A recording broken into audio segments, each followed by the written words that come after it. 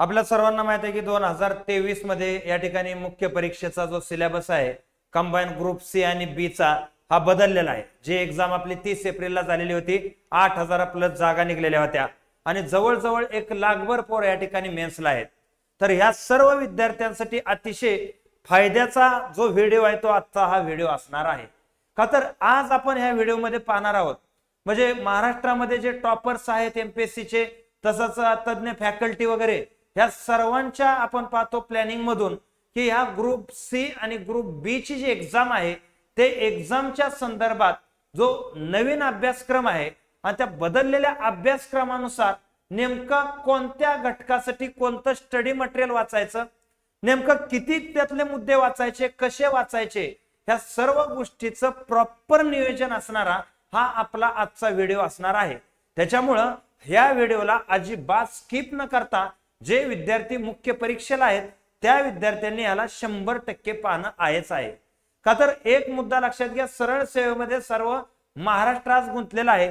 त्याच्यामुळे इथं जे मुख्यला आहेत ते सुद्धा सरळ सेवेकडे आहेत, परंतु त्यांनी जर आता थोडंसं इकडे लक्ष दिलं तर लवकरात लवकर तुम्हाला एमपीएससी ची ही पोस्ट प्राप्त होऊ शकते ग्रुप बी आणि ग्रुप सी ची। आणि म्हणून आजच्या व्हिडिओमध्ये आपल्याला या सर्व मुद्द्यावर चर्चा करायची आहे की बदललेल्या अभ्यासक्रमामध्ये पहिल्यांदा आपण पेपर 2 बघूयात आणि पेपर 1 तर आपला पारंपरिक आहे, त्यामध्ये काही डाऊट नाही, मराठी आणि इंग्रजीचा।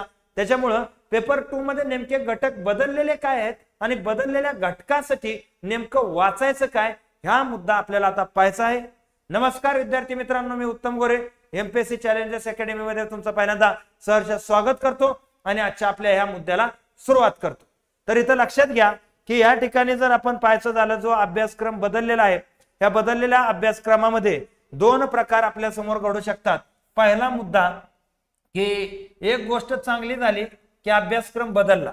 आता चांगलं कशासाठी झालं तर या ठिकाणी एकाच अभ्यासामध्ये बघा एकच प्रकारचा अभ्यास केला तरी तुम्ही या ठिकाणी पीएसआय, एसटीआय, एएसओ आणि तसंच या ठिकाणी ज्या क्लर्कच्या पोस्ट आहेत जवळजवळ आपण पाहतो की जवळजवळ 5000 पर्यंत क्लर्कच्या पोस्ट आहेत, ह्या सर्व परीक्षा आहेत, टॅक्स असिस्टंट आहे। म्हणजे एकदा तुमचा प्रीचा चांगला स्कोर आला तर एकाच अभ्यासामध्ये तुम्ही सर्व मेन्स देऊ शकता। हा बदललेल्या अभ्यासाचा पहिला फायदा। तोटा काय आहे तर जे स्पेसिफिकेशन होतं, समजा पीएसआय ला जे सिलेक्ट झालेत आणि जे एसटीआय ला सिलेक्ट झालेत तर मेन्सला त्याला एकाच परीक्षेसाठी अभ्यास करावा लागायचा की मला पीएसआय व्हायचं का, तर अभ्यासक्रम वेगवेगळा असायचा आणि त्याच्यामुळे काय व्हायचं कॉम्पिटिशन कमी होतं। तर आता इथं एकच अभ्यासक्रम झाल्यामुळं स्पर्धा वाढणार आहे आणि म्हणून ही स्पर्धा वाढल्यानंतर तुम्हाला पहिल्यांदा माहित पाहिजे की आपल्याला नेमकं वाचायचं काय आहे, बरोबर आहे, पहिल्यांदा माहित पाहिजे। आता यामध्ये जर आपण पाहायचं झालं तर आधुनिक भारताचा विशेषतः महाराष्ट्राचा इतिहास अभ्यासक्रम पहिल्यांदा ज्यावेळेस बदलला होता त्यावेळेस हा घटक मेन्स मधून काढून टाकला आणि परत घेतला। असं का केलं त्यांच्या जीवाला माहिती।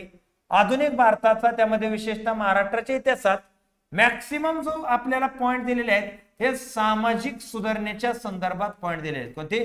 सामाजिक सुधारणा, म्हणजे समाज सुधारणा हाच मुद्दा मॅक्सिमम मध्ये आपल्याला इथं पाहायला मिळतोय।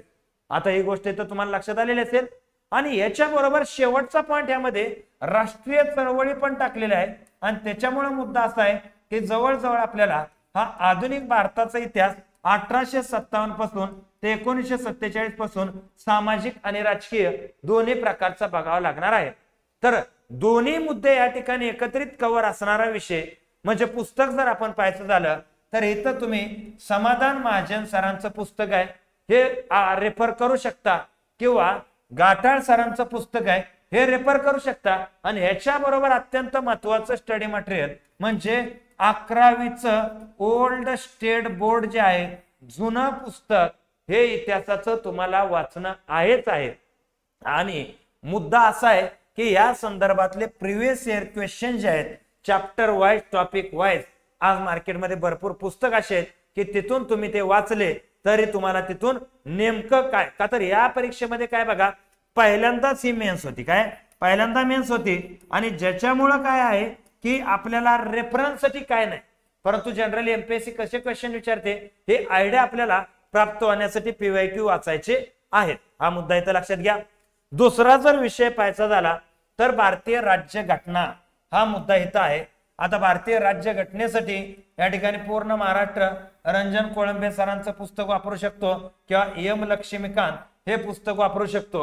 आता यामध्ये दोन्हीपैकी एक कोणतंही पुस्तक वाचा आणि पंचायत राज घटकासाठी या ठिकाणी किशोर लवटे हे पुस्तक वाचू शकता तुम्ही. आणि इतर कोणत्याही पंचायत राजचं म्हणजे कुठूनही तयारी केली तर पंचायत राजचे घटक हे बदलत काय नसतात आणि जेवढे मुद्दे आहेत तेवढे सगळेच कव्हर करावे लागतात. आणि नेमके यावरती क्वेश्चन काय याच्यात, म्हणून साधारणतः 2013 पासूनच्या ज्या एमपीएससीच्या एक्झाम झालेल्या आहेत त्यातून पंचायत राज राज्य घटनेचे पीवायक्यू सोडायचे. आता या पीवायक्यू मध्ये राज्य सेवेचे पीवायक्यू तुम्हाला सोडवायचे आहेत आणि कंबाईनचे सुद्धा पीवायक्यू सोडवायचे आहेत. प्रिव्हियस इयर क्वेश्चन, पीवायक्यू म्हणजे मागचे झालेले प्रश्न, हा मुद्दा लक्षात घ्या. नंतर काय जणाला पीवायक्यू हा मुद्दाच कळायचा नाही, परत त्यासाठी वेगळी दुखणे असते, म्हणून आधीच सांगतो पीवायक्यू म्हणजे मागचे क्वेश्चन करून घ्या. आता त्यानंतर भारताचा आणि महाराष्ट्राचा भूगोल हा मुद्दा इथं आहे. कोणता? भारताचा आणि महाराष्ट्राचा भूगोल हा विषय इथं आहे. मॅक्सिमम फोकस इथं महाराष्ट्राच्या भूगोलवरती ठेवतात, परंतु तरी भारताचा भूगोल तुम्हाला करणंच आहे. कधी एमपीएससी कधी टर्न गेले तुम्हाला सांगता येत नाही. तर भारताच्या भूगोलसाठी तुम्ही दीपस्तंभचं पुस्तक वापरा आणि महाराष्ट्राच्या भूगोलसाठी दीपस्तंभ किंवा गुरुकुल प्रबोधनीचं पुस्तक आहे, हे दोन्हीपैकी एक कोणतंही पुस्तक वापरा. आणि पर्यावरणाचा जो घटक आहे हा मुख्य परीक्षेला पहिल्यांदाच ऍड झालेला आहे. जवळजवळ हा जो सिलेबस आहे तो राज्यसेवा पूर्व परीक्षेचा सिलेबस आहे. आता इतिहासामध्ये थोडीशी काटछाट सोडली तर काय राज्यसेवा पूर्वला जसं पर्यावरण विचारतं, आधी तुम्हाला सांगतो कंबाईनच्या पूर्वला पण आणि मुख्यला पण हे पर्यावरण घटक नव्हता आणि इथं आता तुम्हाला पर्यावरण करायचं आहे. तर महाराष्ट्रातलं जे महत्वाचं पुस्तक आहे हे डॉक्टर तुषार घोरपडे सरांचं पुस्तक आहे. हे पुस्तक तुम्ही पर्यावरणासाठी वापरू शकता, वाचू शकता, काय अडचण नाही. आणि दुसरा महत्वाचा विषय असा आहे की पर्यावरणाचे महत्वाचे प्रश्न हे करंट अफेअरचे प्रश्न असतात, म्हणून साधारणतः 1 वर्षाच्या आतलं जे करंट अफेअर पर्यावरणाच्या संदर्भातलं आहे हे संपूर्ण तुम्हाला करणं आहेच आहे, यामध्ये काही शंका नाही, डाऊट नाही. हा विषय इथं लक्षात घ्या. त्यानंतर जर पुढचा विषय पाहायचा झाला अर्थशास्त्र आणि नियोजन विकास विषय अर्थशास्त्र. आता यामध्ये बघा अर्थशास्त्रातल्या ज्या काही टर्म आहेत, समग्र लक्ष्य अर्थव्यवस्था सोडलं तर बाकी सगळ्या टर्म तुम्हाला या दोन्ही पुस्तकातून पाहायला मिळतील. पण समग्र लक्ष्य अर्थव्यवस्था जो मुद्दा आहे हा मुद्द्यासाठी महाराष्ट्रामध्ये आतापर्यंत कोणतंही पुस्तक अवेलेबल नाही. हा मुद्दा तुम्हाला सांगतो. तर समग्र लक्ष्य मध्ये नेमकं काय काय याचं मी डिटेल विश्लेषण तुम्हाला करणारा परत एक व्हिडिओ टाकणार आहे, तर ते व्हिडिओ तुम्ही पाहू शकता, काय अडचण नाही.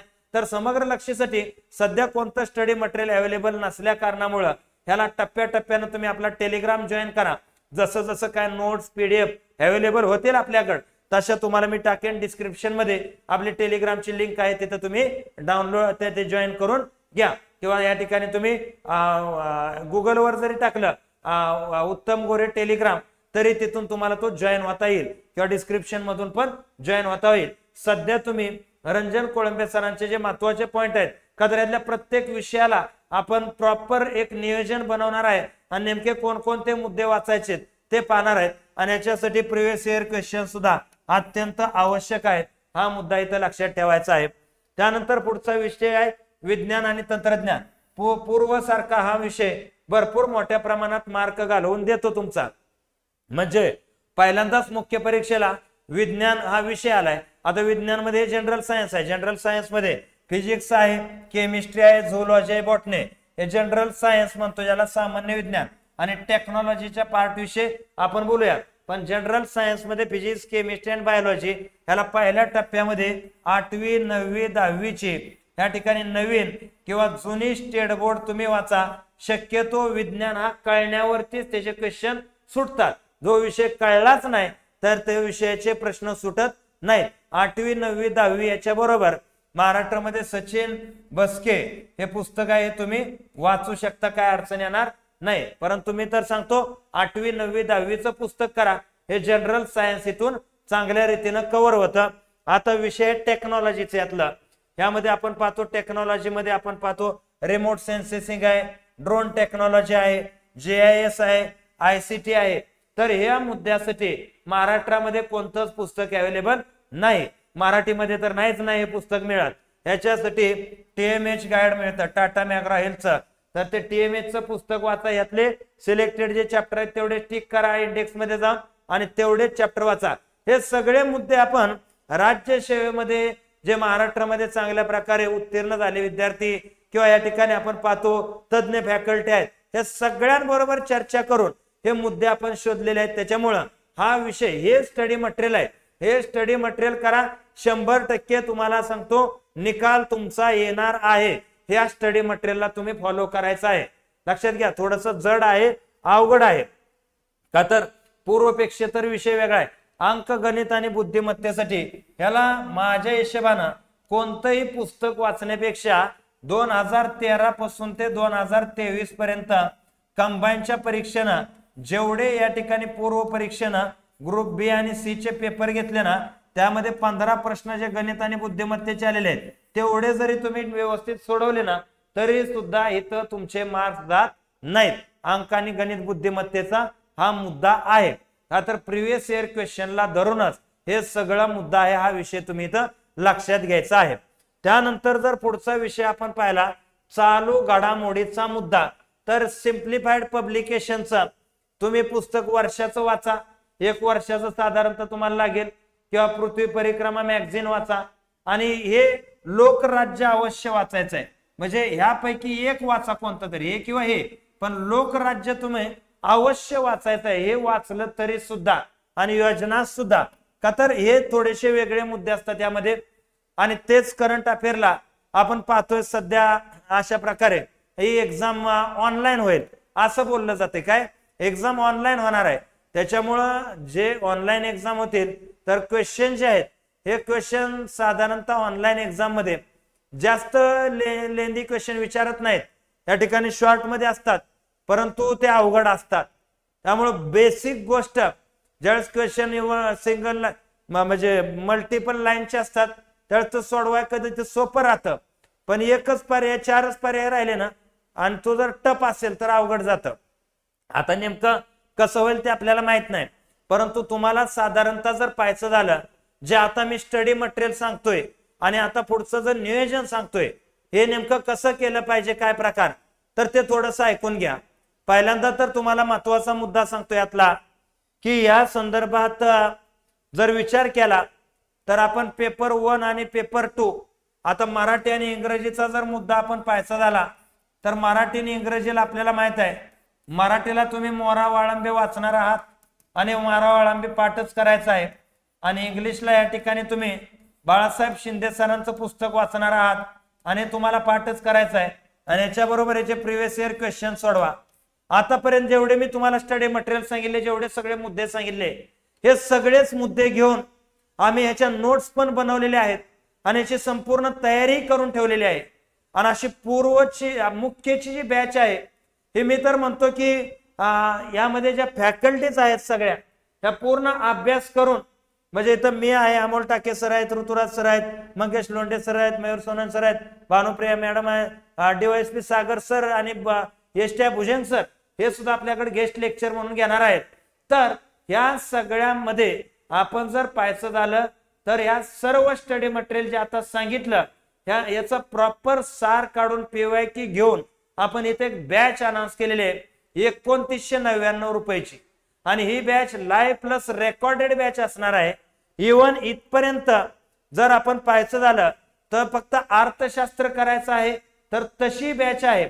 पण बरं तुम्हाला असं वाटलं विज्ञान तंत्रज्ञान तर इथं अमोल टाके सर या ठिकाणी फिजिक्स केमिस्ट्री घेतील आणि मी प्राणीशास्त्र वनस्पती शास्त्र, का तर मी मायक्रोबायोलॉजी MSc मायक्रोबायोलॉजी, अमोल टाके सर ME मेकॅनिकल आहेत त्यामुळे फिजिक्स केमिस्ट्री आणि तंत्रज्ञान ते घेतीलच. बरं असो ही जी बॅच आहे या बॅचचा पर डे प्लॅनिंग आपण केलेलं आहे की 7 तारखेपासून बॅच चालू होती, रोजची रोज काय आपले विषय होतील, टेस्ट सिरीज कशा होतील, हे सगळे मुद्दे तुम्हाला इथं मी टाकून दिलेले आहेत. आणि ही जर PDF आहे संपूर्ण सिलेबस सहित तर या PDF साठी तुम्ही टेलिग्रामची काय करा लिंक खाली दिलेली आहे तर ते हे करा, इथं तुम्हाला ही PDF मी टाकून देईल. कोणतं मटेरियल काय करायचं काय ते, आणि त्याच्याबरोबर नुसती टेस्ट सिरीज सुद्धा आपण लॉन्च केलेले आहेत. एकूण पेपर 1च्या 10 आणि पेपर 2च्या 10 विथ विश्लेषण करून टेस्ट आहेत. या ठिकाणी 399 रुपये ही निश्चय टेस्ट सिरीज आहे. माझ्या हिशोबानं बदलत्या अभ्यासक्रमावरती महाराष्ट्रातली पहिली बॅच आणि पहिली टेस्ट सिरीज आहे.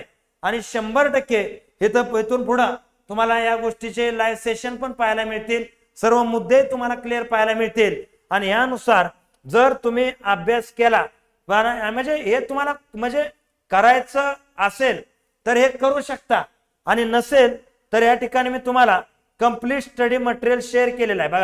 बघा कंप्लीट इथं तुम्हाला प्रत्येक विषयाने आहे काय काय करायचंय तेही सांगितलेलं आहे. मग घर बसून तुम्ही हेही करू शकता, आणि जर आवश्यकता भासलीच तुम्हाला तर बॅच पण करू शकता, काय अडचण नाही. बरोबर आहे. आणि ह्या संदर्भात कुठलीही काही अडचणी हो, तुम्ही बॅचला असा नसा काही असा, तुम्ही डायरेक्ट आपल्या अकॅडमीशी कॉन्टॅक्ट करा, कोणत्याही मुद्द्यासाठी कॉन्टॅक्ट करा. तुम्हाला नक्कीच आपल्याकडून 100% हेल्प केली जाईल, एवढं कमिटमेंट माझं आहे. तर चालेल, या ठिकाणी हा मुद्दा तुमच्या लक्षात आलेला असावा अशी मी अपेक्षा व्यक्त करतो आणि इथं मी थांबतो. जय हिंद, जय महाराष्ट्र.